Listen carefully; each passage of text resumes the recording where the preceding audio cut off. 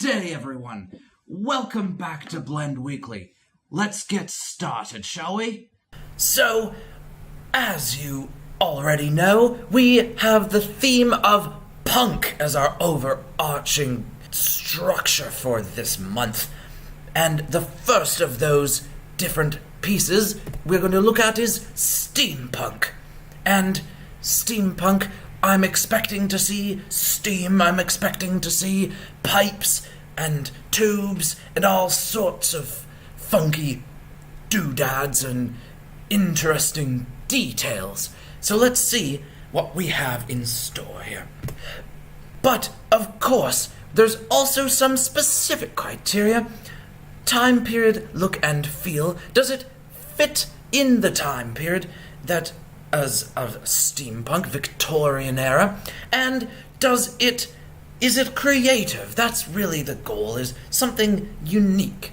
Now, of course, you only have a week. How could you possibly make something wonderful from scratch in that time? Of course, you can use other pieces and then turn them into something more steampunky. That is absolutely all right.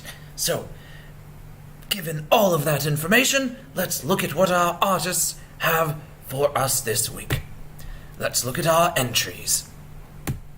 First, we have a steampunk car by Omair. And secondly, we have a golden furnace by Shaktipal Singh Ranawat. And he submitted a few different angles. There we are. Now that we have our two pieces of art, it's time for the critique. Now, the first thing I noticed with Omair's car is the steam coming out, and I know because I was working on that for the punk intro thing that creating realistic looking and volumetric style smoke is quite difficult, and that is a well executed effect, Omair. Congratulations on that. And I also notice the gears on the wheels, which is quite creative and does feel steampunky, although I wish they had a bit more of a old iron look. They look a little bit too synthetic for my taste. And the really creative thing about this car, I think, is this giant boiler in the front, as if the entire engine was ripped out and replaced with a much more efficient and much more powerful steam-powered engine, and getting rid of all that weird combustion and such. Who needs those engines? We have a steam-powered engine, and that, I think, was very creative of Omair. The things that I am less happy about with this work is the texture. And what do I mean by that? I mean the colors on the design, what we see around the surface. What is this shiny material? There's no such shiny thing in Victorian era. We did not have such a material that we could just put shiny metal on everything. What's wrong with a little bit of rust, eh? Well, that bothers me just a little bit. And also, like I said before, the material on the wheels. What would be interesting if it was a good old-fashioned carriage wheel? Something like what we would have for our horses. That would have been a bit more interesting. And then maybe getting rid of the roof. Make it a convertible, perhaps. That would have been a little bit more like a buggy style, I guess you could say. But I do know that Omair was working under very limited time constraints, and what he has done in this short time was quite impressive indeed. How do I feel about the time period match? Well, that is where Omair lost a few points on the choice of materials. It just does not make sense in terms of the time period of steampunk. Now, that being said, I do think that the creativity of this idea was very good. Having this steam-powered car conversion, I think that's a very clever idea. Now, let's look at the golden furnace. So, First of all, one thing that I noticed was the detail in the pipes, and that I think was quite nice. And I loved the different handles and places and little details that you don't really know what it's for, but you can tell that it's important. And that's all that steampunk is, really.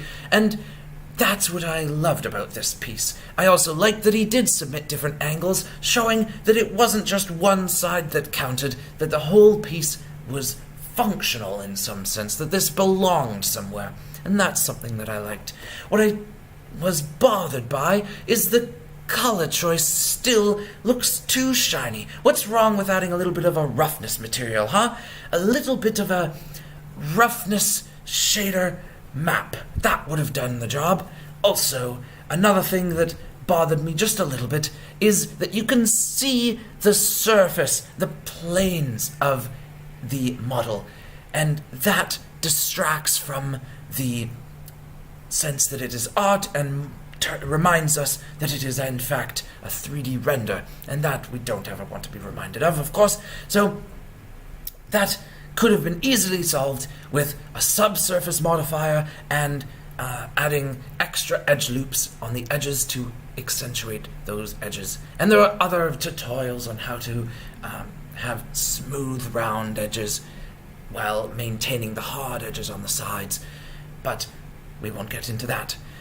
One thing that I was thinking of with this would be, that would just take it over the edge, is imagine we have this same image, but right here we have a little person right there, and that person is, I don't know, taking measurements of some such, and then this is not a small thing. We then realize, oh my gosh, this thing is gigantic, and we could have some steam coming out and maybe some other people standing about and all sorts of interesting things going on in the background. But then this would really help to accentuate this bizarre, fantastical steampunk world. In any case, it's neither here nor there. So how did he score? Well, let's take a look here.